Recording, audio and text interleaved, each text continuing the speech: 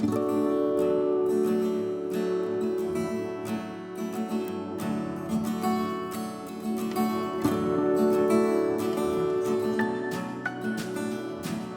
guys, it's Kelly here, and I'm back with another video for Honeybee Stamps. Today we are going to be using the Summer Cabins, the Be Still Sentiments Stamps and Dies, and then the Lakeside Builder Set and the At the Lake stencils.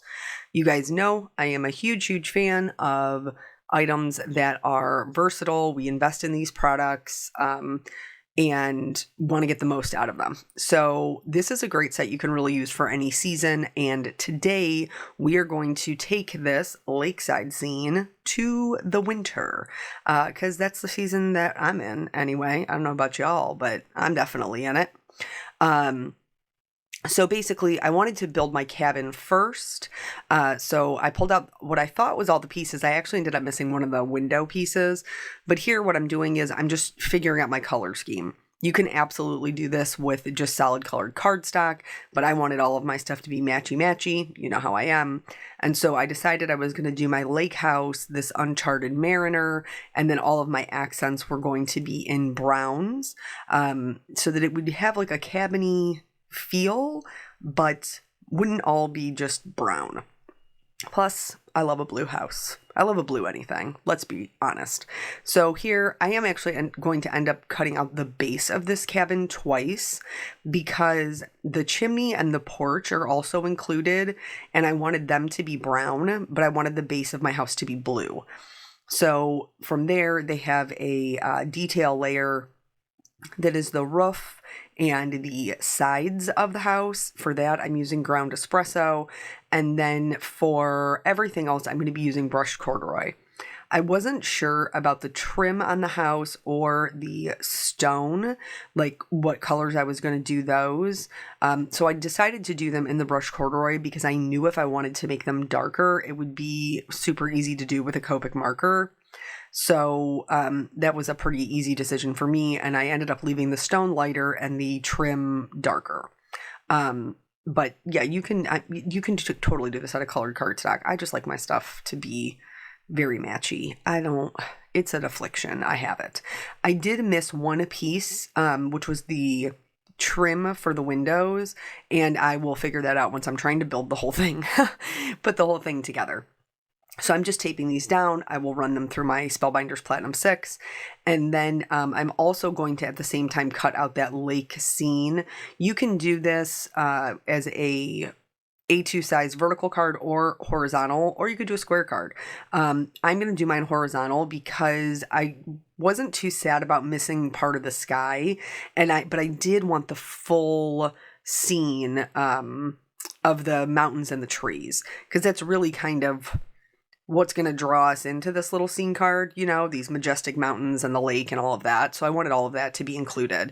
So while I don't typically lean towards horizontal cards, this one to me just made more sense.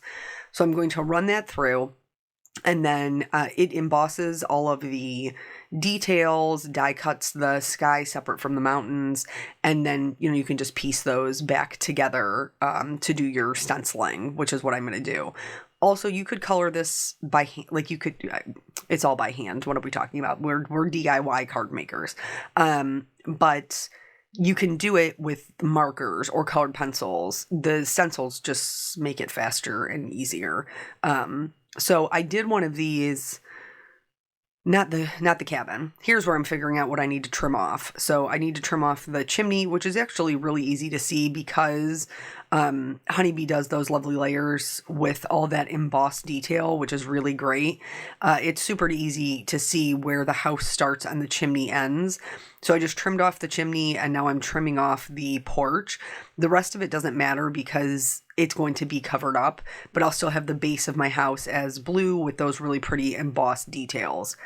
Then the trim piece will go on, and here's I guess the outline trim piece, and then the single trim piece, and then the stonework at the bottom.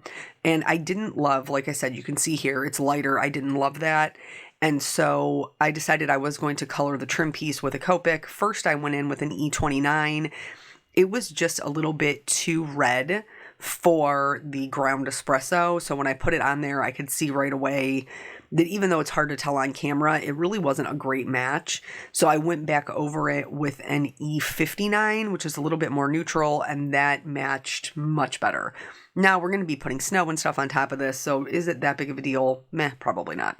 For the stone, I added just a little bit of shading with an E57. I was very light-handed so that I didn't fill in the cracks. I just kind of hit the tops of the stonework.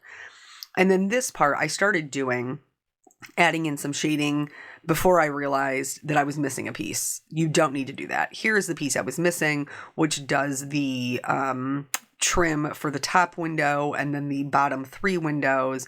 Originally, I was like, oh, maybe I'll do it out of blue, but ultimately I decided to do it out of the ground espresso, the darker brown.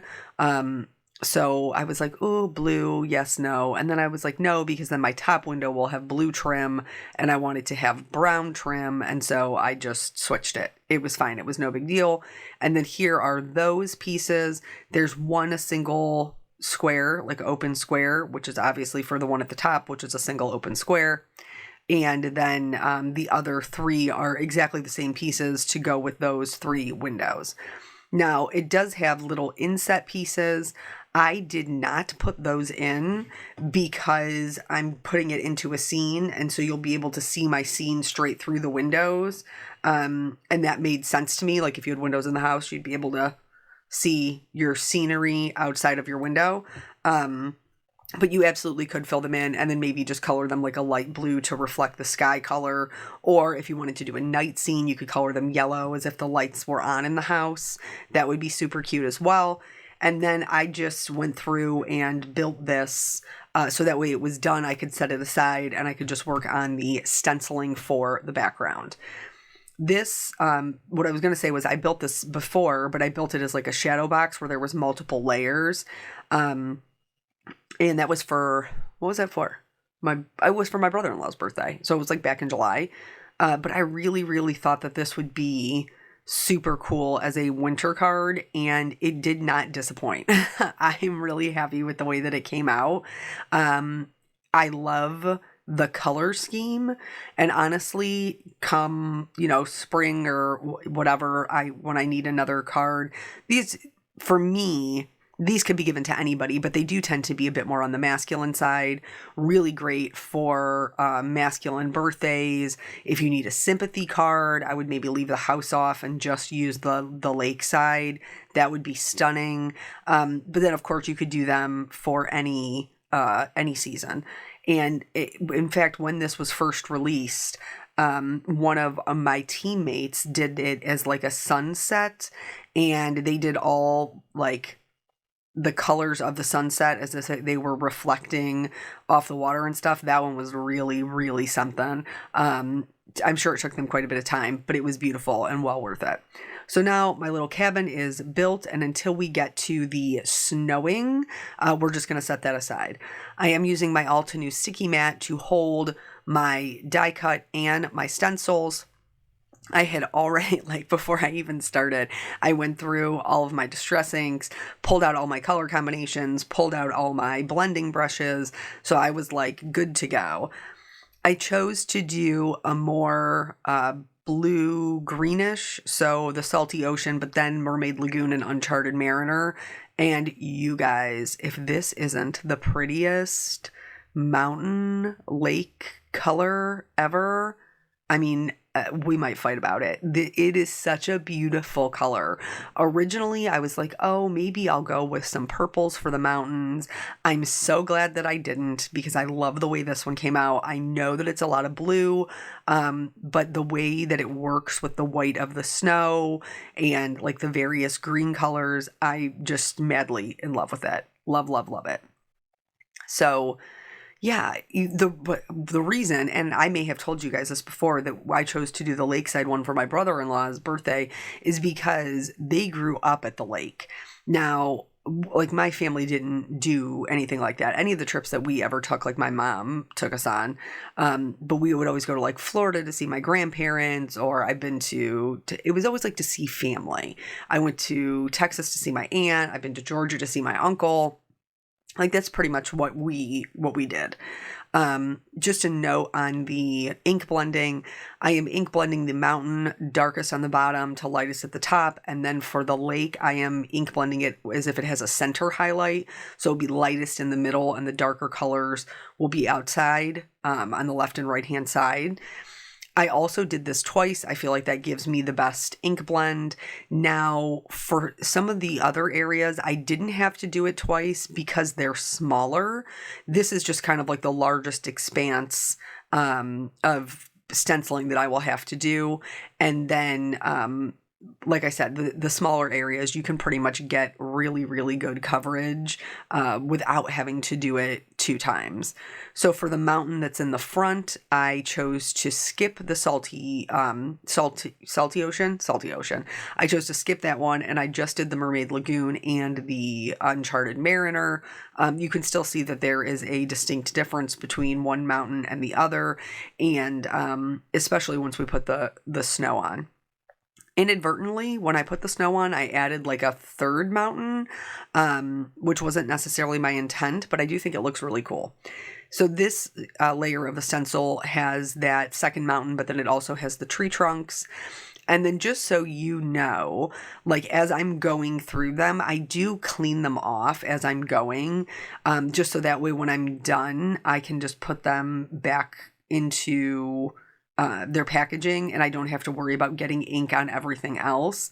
Something else to note is I am going to do the snow with a snow marker, which does react with water-based inks. Now, I found a workaround for that, but just in case you're like, I want to use a snow marker, but I don't want to have to do the workaround, you may want to use inks that are not water-based.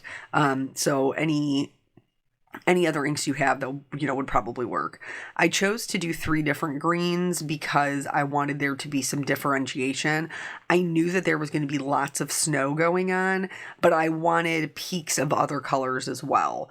So I chose my normal greens, my bright yellow greens, the mowed lawn and the rustic wilderness. Then I chose some super yellow greens, peeled paint and forest moss. And then I went more greenish blue with some evergreen bough and pine needles. So those are just the color combinations that I am using. You definitely could pare that down, but I just like the interest in the contrast amongst the green that it creates. So these are really easy to line up. This is the only masking that I had to do, and the reason I had to do it is because I wanted the white snow. And in order to make sure that my snow stayed pretty pristine, I couldn't risk that my greens were going to get into it. So I did have to mask these, which was really not a big deal. This is the evergreen bough and the pine needles. And then once these were done, I am going to take off that stencil and I am going to clean it in between the colors. Again, because I am using that white for the snow, I didn't want to risk that there would be any chance I would pick up any of those additional colors so that I would have green snow. Snow is supposed to be white unless it is dirty snow. And in this beautiful lakeside scene, we don't want any dirty snow. So just this by itself, like right how it is right now, I'm so loving this. Like I will be doing this color combination again without the snow or less snow. The snow we're putting on it today looks like a blizzard has just come through there. But then this is the one that we've cleaned off now. We're putting it back in place. And then I will mask off the top part of it just to make sure, again, I'm not picking up any of that green. Distress ink does stay wet a bit longer. And so I just want to make sure I'm not going to pick up any of that stray color. And then for my snow, I am using a combination of speckled egg and shaded lilac. You could do one or the other and they would be fine. I just find them to be more interesting when they're layered together. And they cause deeper shadows when layered together. But either one of these colors would be perfectly fine for snow solo. When I'm doing snow scenes that are day scenes and like maybe more fun and whimsical, I tend to lean towards the shaded lilac, but that's just me. You do whatever makes you happy.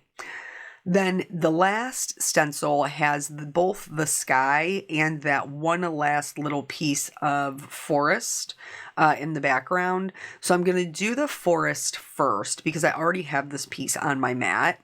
And for that, I just went in. I thought maybe I could just do it with the leftovers on the brush, but that was not dark enough. So I did end up having to get out the darker, like the actual ink pad to make those colors darker. But then I will kind of go back in and fit in my sky so that it's in the right spot. So I'm just going to fit this in. And again, you could do this sky any color that you would like, but I am going to use the stencil. And because I wanted my sky to be lighter, I'm not going to pick up any salty ocean. I'm just going to use what's left on my blending brush to give me a really nice light blue that matches all of the same blues that we already have. And this is our whole scene. And I love it. I love it so much. So now we're going to do a couple of things to make it more wintry. The first thing that we're going to do is we're going to go in with a white Wink of Stella pen. This is different than the clear. It still puts down glitter, but then it has a more opaque white. Now, my marker, or it's a marker, was on its last leg, and I knew that, and I had already ordered another one, so I did have to get out the new one that was kind of waiting in the wings to make this happen. But as this dries, it becomes more opaque and is going to give our lake an icier feel instead of that super vibrant blue like the mountain. I'm also going to use the white to create a little bit of sparkle and a little bit of white on my mountains. Even though I know I'm going to go over a lot of those areas with the snow pen, I wanted there to be little peeps of white sticking out underneath the snow. As I'm doing this, if you watch that lake, you can watch it dry and get whiter and whiter. And it's sparkly in real life, and it's beautiful. Now, I tell you guys all the time that everything is a learning experience. And so sometimes when you're creating, you learn things that you didn't know before. So I've used the snow marker before. It is carried in the Honeybee shop. It's great. It's super easy for adding snow to little detailed pieces like this. But sometimes I have a little bit of trouble getting it started. When that happens, you can see what I just did there. It's a glass mat, so it's a non-porous surface. And I just kind of press the nib down, which creates a little bit of a puddle. Then I work from my puddle. So I will just pick up my puddle. I will put it where I want it to be. And then as my pen eventually starts working, I have less and less need for the puddle. But I'm not a product waster, so I still use it. But you get what I'm saying. First lesson learned, I told you before, I discovered that it reacted with the Distress ink. Now, in some of the areas, it was less noticeable than others, but once you have your snow on there, basically you're going to go in and you're going to heat it with a heat tool, and this will cause the ink to puff. The snow marker will then puff, it will turn white. But mine was turning a little bit dingy, especially with the brush corduroy because it does have a bit more of a yellow base. Same thing on the trees, like the forest moss ones, those were definitely more yellow. What I discovered was if I went back in and did a second coat, the first one acted like a barrier, and then the second coat was a more true white. It also made my snow fluffier to have 2 layers. So it didn't bother me to have to do it twice because it is a really quick process. Now, if you do not have a snow marker, how can you add the snow? You could use a clear embossing marker. Versamark has one, Ranger Distress Ink has one, and you could do the same thing. I would recommend that you treat your entire piece with an anti-static tool, go in with your marker, and then you could use embossing powder, a white puff embossing powder the same way. You wouldn't have to do it twice, and it's an alternative to what I'm doing. I really like this snow marker because it makes it nice and easy to put down, and then, heat it and it puffs and you're done. I did end up, like I said, having to do mine twice in some cases. For the colors where I were more blue, like the evergreen bough or the mountain, it was not even noticeable. that it picked up any color. It was still a pretty true white, but for these more yellow greens, I definitely had to do it twice to get it to be white. So just something to note there. And then you do the heating after it's dry anyway. So, it doesn't, you can add as much snow as you like and then go back in. Another thing to note with the snow marker specifically, whatever way that you lay it down, you're going to be able to see your strokes. So like how I'm doing it twice, when I'm doing it once and then going back in and doing it a second time, it's not going to blend together. Like how if you layer embossing powder and then it'll melt into each other. This is not going to melt into each other. You will have two separate layers. So if you don't completely cover your first layer the second time, you will see that there is a difference in the heights. That didn't bother me because realistically with snow, not everything is perfectly level in the same height. But you get what I'm saying. Just something to keep in mind. For the mountain, like I said, I just went in, I created my little snow cap. He's so cute. And then it has like an embossed area on like the lower middle. And this is where I inadvertently created my third mountaintop. I didn't mean to. I was just trying to add some snow to the side of the mountain. But once it was puffed up, it truly does look like a third mountain, which honestly, I'm not mad about because it creates a different look than maybe I would be able to get with other seasons and then further stretches that product. So honestly, because, mountains can have snow even in the summertime. So if you wanted to do more of like a summertime feel in the front or a fall feel in the front and then still add snow caps to your mountains, I think that would be perfectly acceptable. And you could still create that kind of third, fourth, I'm not sure how many mountains are in here. But anyway, you could create them. So here you can definitely see I'm having to do those yellow green ones specifically again, especially that one in the background where the forest moss is really, it's a really dark there. I definitely had to go over that one. It was green snow bordering on yellow. And then I also decided to add a little bit of snow to my lake and along the bank of our little lake area here. This snow pen will be great in the summer for doing, what do you call that when the white caps? That's what I'm talking about, in the water. Like this will be great for that. Normally I use puff embossing powder, but now that I have found the snow marker, I may not go back. I don't know. We'll have to see. So that is our snow added in. Now, I don't know if you guys caught it when I was doing it, but as I was heating up my lake, it was making my white zig marker transparent. It was taking out the white. I don't know why that happened, but again, this is something else that like another lesson learned, that when it's heated, it removes the white and just leaves the glitter. So I did have to go back in and do my white again, but it was no big deal.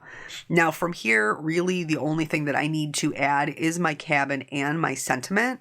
I put my cabin in on the left-hand side here. And I did want it to feel more like part of the scene. So I decided to go in with the snow marker and just put like some little snowy banks kind of around it. And again, I did do this twice so I could get the ultimate amount of height that would be even with my house. So yeah, anyway, so my husband grew up at a lake house. We weren't a lake house people. We were barely beach people. We were like family trip people. That's what we were.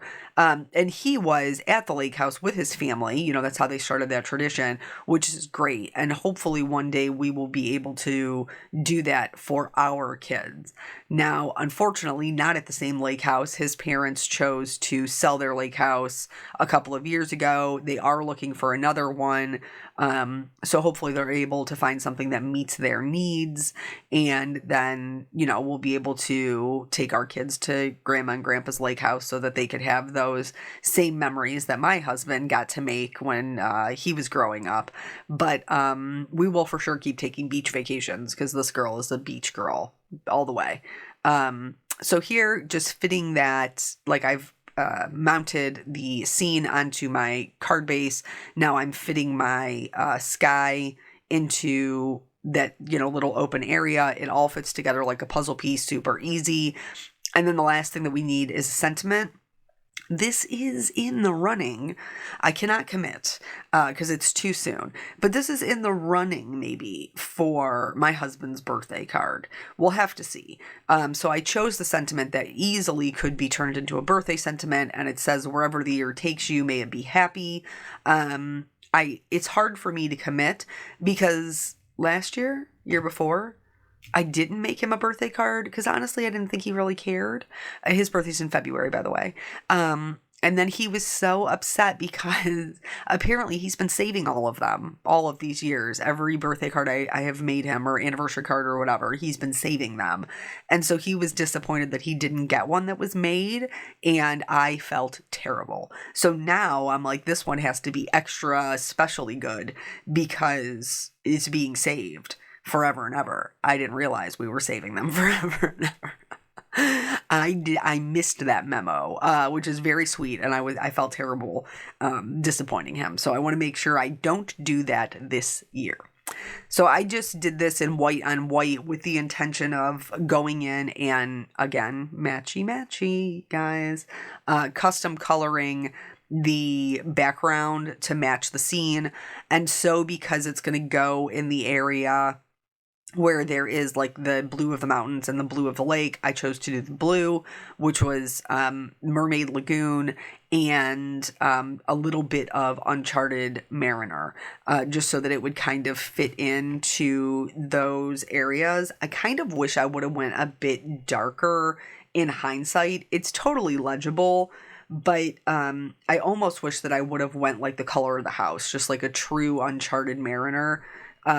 There's still time though. I can maybe get in there and color it. We'll have to see. But I do wish that I had gone a hair darker before I had adhered it. But sometimes you know how it is. When you're making a card, you're like, okay, I'm good with it. And then you walk away for a day and you come back and you're like, oh, I wish I would have XYZ. Or the complete opposite happens, which is you don't love it when you walk away and then a day goes by and you come back and you're like, oh, well, you're a pretty girl. Like, you turned pretty overnight, really blossomed. So sometimes it is best to walk away. But I was filming, and so I needed to get my card done. And also, I didn't know that later on I was going to wish that I had gone a little bit darker. I was okay with it in the moment. So then, yeah, that's going to go on there. And then that is the whole card. So I hope this inspires you to stretch your supplies, try out different things for different seasons. Thank you guys so much for joining me. I always appreciate your time, and I will catch you on the next video. Bye.